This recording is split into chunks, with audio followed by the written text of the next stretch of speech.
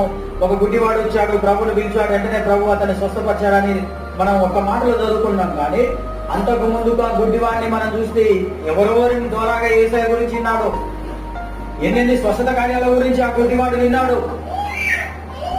మరి రక్తస్రావ స్త్రీని బాగు చేశాడని విన్నాడు, గుడ్డివారిని బాగు చేశాడని విన్నాడు, గుడ్డివారిని స్వస్థపరిచాడని విన్నాడు. కానీ ఆ గుడ్డివానికి యేసు ప్రభు గురించి ఎక్కడ తెలిసింది? కన్నులున్న వాళ్ళే కొందరు ఆయనను తెలుసుకోలేకపోతున్న తరుణంలో, కన్నులున్న వారే క్రీస్తు మహత్యాన్ని గ్రహించలేని